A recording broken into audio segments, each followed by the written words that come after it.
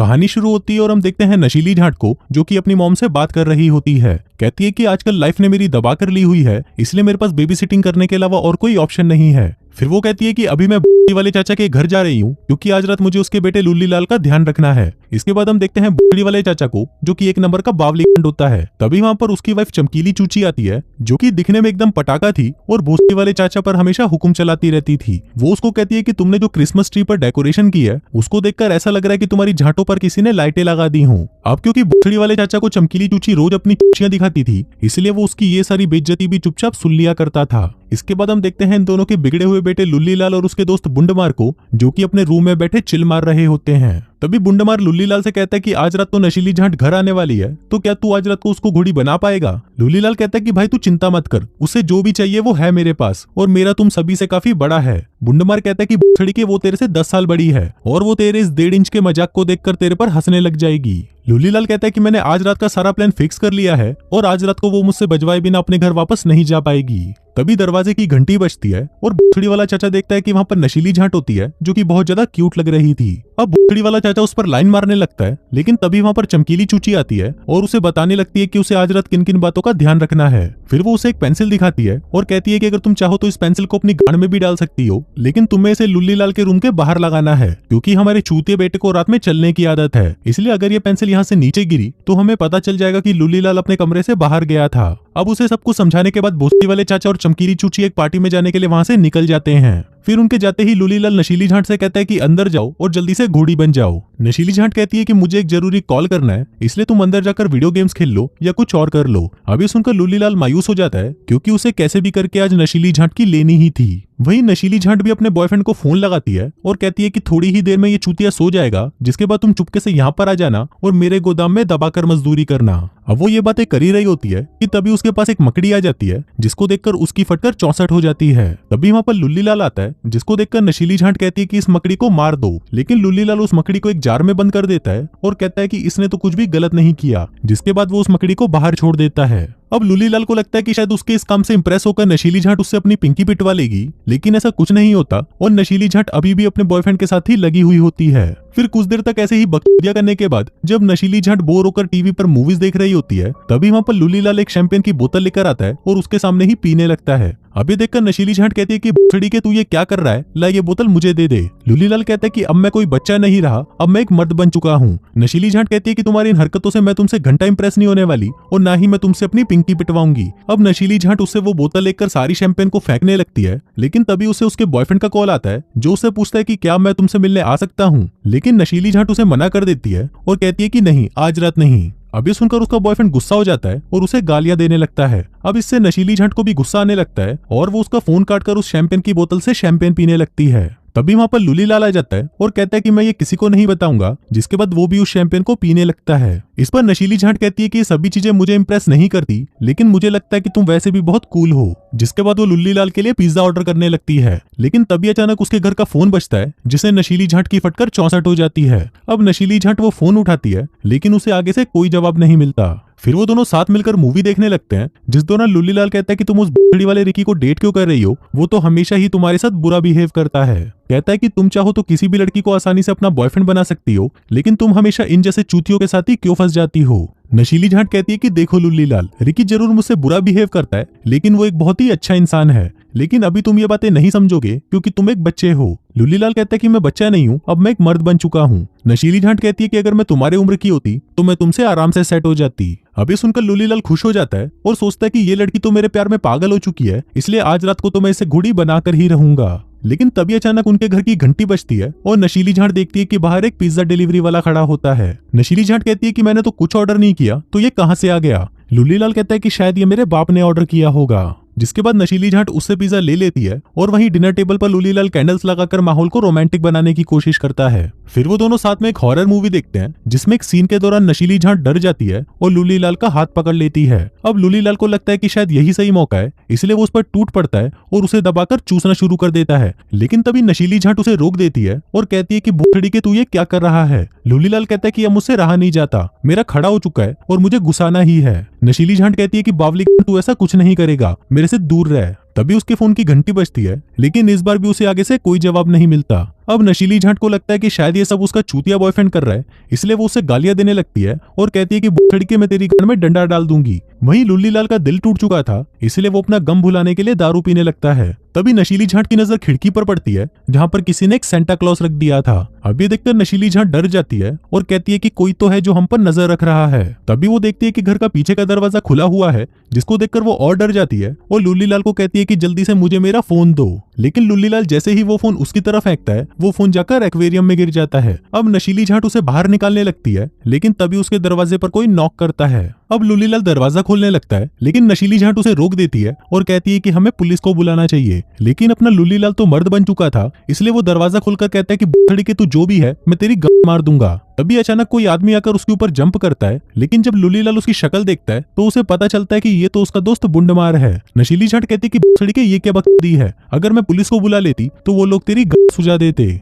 अब वो तीनों बातें कर ही रहे होते हैं कि तभी उन्हें ऊपर किसी की आवाज सुनाई देती है। अब ये सुनकर नशीली झांट एक चाकू लेकर आती है और लुल्लीलाल से कहती है कि तुम लोग यहीं रुको, मैं ऊपर जा रही हूँ और अगर तुम्हें मेरी चिल्लाने की आवाज सुनाई दे तो पुलिस को फोन कर देना। जिसके बाद वो देखने के लिए ऊपर जाने लगती है, लेकिन वहीं उन दोनों चूतियों की भी फटी पड़ी थी, इसलिए वो दोनों भी उसके साथ आ जाते हैं। अब वो तीनों जैसे ही ऊपर रूम में पहुंचते हैं, वो देखते हैं कि खिड़की का शीशा टूटा हुआ है और वहां पर एक ईंट पड़ी हुई है।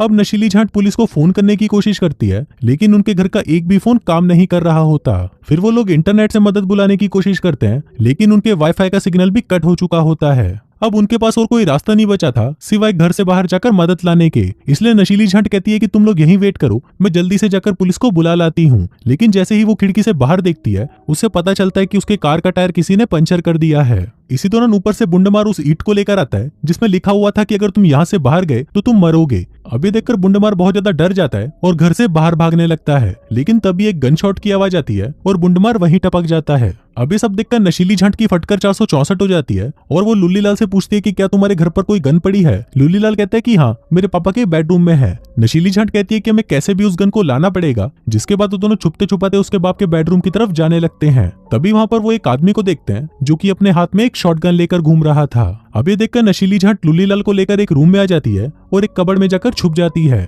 तभी कुछ ही देर में वो शॉटगन वाला आदमी भी वहां पर आ जाता है और उन दोनों को ढूंढने लगता है। अब नशीली झांट की बहुत ज्यादा फटी पड़ी थी और उसे लग रहा था कि शायद वो दोनों जल्दी ही टपकने वाले हैं, लेकिन तभी उसकी नजर उस आदमी के मास्क पर पड़ती है, जिसको देखकर वो लुल्लीलाल से कहती है कि ऐसा ही एक मास्क तुम्हारे पास भी है ना। अब नशीली झांट समझ जाती है कि ये दोनों बहन के लोग मिलकर उसे चूतिया बना रहे हैं, जिसके बाद वो कबड़ से बाहर आती है और बुंडमार को उसका मास्क उतारने को कहती है। फिर वो उन दोनों से कहती है कि भोसड़ी वालों ये कैसा मजाक है। लुल्लीलाल कहता है कि हम तो सिर्फ तुम्हें डराना चाहते थे। अब नशीली झांट बहुत ज्यादा गुस्से में थी और वो लुल्लीलाल से कहती है कि बहन के घोड़े, तू जैसे इंसान को मेंटल हॉस्पिटल में होना चाहिए। तू अभी एक बच्चा है और तू ये सोचता है कि अगर तू मेरी जान बचा लेगा तो क्या मैं तेरे लिए घोड़ी बन जाऊंगी। नशीली झांट कहती है कि मैं ये सब तेरे पेरेंट्स को बताने जा रही हूँ और अब तू देख वो लोग आकर तेरी कैसे गांड तोड़ते हैं। जिसके बाद वो उनको फोन करने के लिए बाहर जाने लगती है, लेकिन तभी लुल्लीलाल उसके पीछे आता है और उसके मुंह पर एक जोरदार चमाट लगाता है, जिससे नशीली झांट सीढ़ियों से नीचे गिर जाती है और बेहोश हो जाती है। फिर कुछ देर बाद जब नशीली झांट को होश आता है तो वो देखती है कि वो एक कुर्सी से बंधी हुई है। वहीं लुल्लीलाल भी होता है जो कि अब पूरी तरह बदल चुका है और एक साइको बन चुका है। फिर लुल्लीलाल नशीली झांट के पास आता है और उसे कहता है कि बहन, मैं तुझे दिल से चाहता था, लेकिन तू भी उन बाकी लड़कियों की तरह ही निकली ना, साली धोखेबाज। नशीली झांट कहती है कि बछड़ी के मुझे खोल दे, नहीं तो मैं तेरी गांड मार दूंगी। इस पर लुल्लीलाल कहता है कि चलो ट्रूथ और डेयर खेलते हैं, अगर तुम जीत गई तो मैं तुम्हें आजाद कर दूंगा, लेकिन अगर तुम हार गई तो तुम्हें मरना पड़ेगा। अब लुल्लीलाल उससे पूछता है कि ट्रूथ या डेयर। नशीली झांट कहती है ट्रूथ। लुल्लीलाल उससे पूछता है कि तुम कितने लोगों से पिलवा चुकी हो। इस पर नशीली झांट कहती है कि किसी से भी नहीं। अभी सुनकर लुल्लीलाल कहता है कि मुझे चूतिया मत बना, सबको पता है कि तेरे एक्स बॉयफ्रेंड जेरेमी ने तुझे कई बार घोड़ी बनाया है। नशीली झांट कहती है कि ऐसा कुछ नहीं है, जब मैं उसे छोड़कर गई तो वो चूतिया सबको झूठ बोलने लगा कि उसने मुझे पेला है। अब अगली बारी लुल्लीलाल की होती है, जिसमें बुंडमार उसे डेयर देता है कि उसे नशीली झांट की चूचियां दबानी होंगी। अभी सुनकर नशीली झांट उसे मना करने लगती है, लेकिन हमारा नुन्नीलाल तो ये मौका कहाँ छोड़ने वाला था, इसलिए वो नशीली झांट के पास आता है और उसकी दोनों चूचियों को दबाकर निचोड़ देता है। अब उसको मजा करते देख बुंडमार की भी इच्छा होने लगती है और वो लुल्लीलाल से कहता है कि मुझे भी इसकी चूचियां दबानी है, लेकिन लुल्लीलाल उसे मना कर देता है और कहता है कि बुढ़ी के ये सिर्फ मेरी है। अब वो दोनों इस बात पर लड़ने लगते हैं, लेकिन तभी अचानक उसके घर की घंटी बजती है। अब घंटी की आवाज सुनकर नशीली झांट चिल्लाने लगती है, लेकिन तभी बुंडमार उसका मुंह बंद करता है और उसके मुंह पर टेप लगा देता है। फिर लुल्लीलाल जब दरवाजे पर देखता है तो उसे पता चलता है कि बाहर उसका बॉयफ्रेंड रिकी आया है। अब उसको देखकर लुल्लीलाल कहता है कि नशीली झांट अभी तुमसे नहीं मिलना चाहती, इसलिए तुम कल आना। लेकिन रिकी उसकी बात नहीं सुनता और जबरदस्ती घर के अंदर आ जाता है। वहीं नशीली झांट खुद को नीचे गिरा लेती है ताकि उसकी आवाज सुनकर रिकी उसे देखने आए। लेकिन तभी वहां पर बुंडमार आता है और रिकी से कहता है कि नशीली झांट ऊपर तुम्हारा वेट कर रही है। इसी दौरान नशीली झांट को वहां पर एक कांच का टुकड़ा पड़ा हुआ दिखता है जिसको वो अपने हाथ में छुपा लेती है। वहीं दूसरी तरफ रिकी नशीली झांट को ऊपर ढूंढ रहा होता है, लेकिन तभी पीछे से लुल्लीलाल एक बैट लेकर आता है और उसे रिकी के सर पर मारकर उसे बेहोश कर देता है। फिर कुछ देर बाद जब रिकी की आंख खुलती है तो वो अपने आप को नशीली झांट के पास बंधा हुआ पाता है। इसी दौरान लुल्लीलाल उनको बताता है कि उसी ने ही नशीली झांट के फोन से तुझे मैसेज किया और तुझे यहाँ पर बुलाया। इसके बाद वो नशीली झांट के फोन से उसके एक्स बॉयफ्रेंड जेरेमी को भी फोन कर देता है और उसे कहता है कि अगर तुम्हें नशीली झांट को घोड़ी बनाना है तो जल्दी से यहाँ पर आ जाओ। इसी दौरान हम नशीली झांट को देखते हैं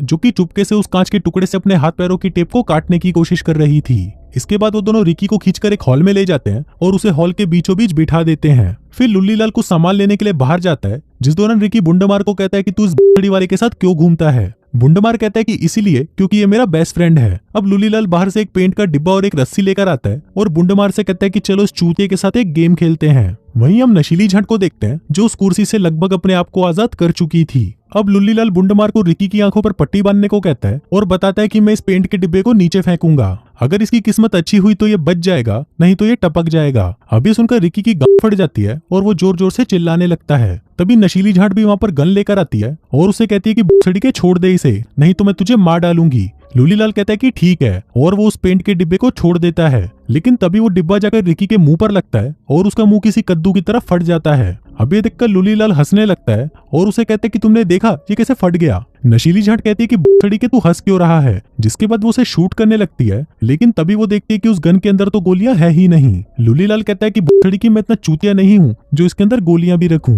अब नशीली झांट वहां से भागने लगती है, लेकिन इससे पहले कि वो घर से बाहर जाती अचानक कहीं से एक उड़ती हुई ईंट आकर उसके सिर पर लगती है और वो वहीं पर बेहोश हो जाती है। फिर कुछ देर बाद जब उसे होश आता है तो वो देखती है कि उसे फिर से बांध दिया गया है। अब लुल्लीलाल उसके पास आता है और उसे कहता है कि अब बस बहुत हुआ, अब मैं तुझे दबाकर पेलूंगा और उसके बाद जब मेरा मन तेरे से भर जाएगा तो मैं तुझे मार डालूंगा। अब वो अपना कार्यक्रम शुरू करने ही वाला होता है, लेकिन तभी वो देखता है कि बाहर नशीली झांट का बॉयफ्रेंड जेरेमी भी आ चुका है। अब लुल्लीलाल जेरेमी के पास जाता है और उसे कहता है कि मुझे यहाँ पर नशीली झांट ने भेजा है। फिर वो उसे एक डायरी देता है और उसे कहता है कि नशीली झांट ने कहा है कि तुम इसमें उसके लिए एक सॉरी लेटर लिखो, जिसके बाद ही तुम उसके पास जाकर उसे बजा सकते हो। अब जेरेमी लुल्लीलाल की बात मान जाता है और वहां पर बैठकर नशीली झांट के लिए एक लेटर लिखने लगता है, लेकिन तभी पीछे से लुल्लीलाल एक रस्सी का फंदा लेकर आता है और उसे जेरेमी के गले में डालकर उसे लटका देता है। दूसरी तरफ अंदर हम नशीली झांट को देखते हैं जो कि बुंडमार को हूत का लालच देकर उससे उसको खोलने के लिए कहती है। अब बुंडमार भी उसकी इन बातों में आ जाता है और उसे खोलने लगता है, लेकिन तभी लुल्लीलाल उसे ऐसा करते हुए देख लेता है और बुंडमार को शूट कर देता है।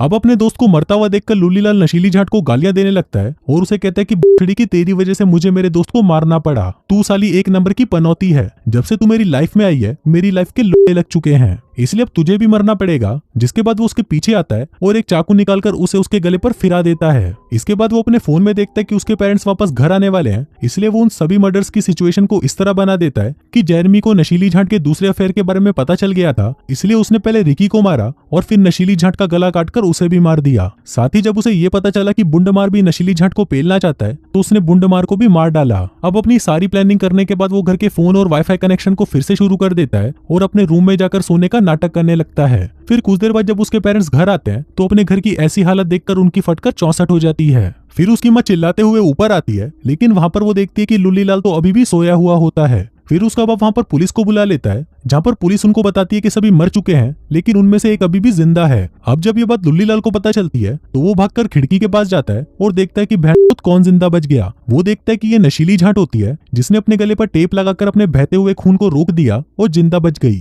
फिर जाते हुए जहरीली झांट उसे अपनी उंगली दिखाती है और कहती है कि खिड़की अब तू भी नहीं बचेगा। वहीं ये सब देखकर लुल्लीलाल की भी फटी पड़ी थी कि अब उसे किसी भी तरह नशीली झांट को टपकाना ही होगा, नहीं तो उसके खुद के भी लोड़े लग जाएंगे। और इसी के साथ ही ये फिल्म यहीं खत्म हो जाती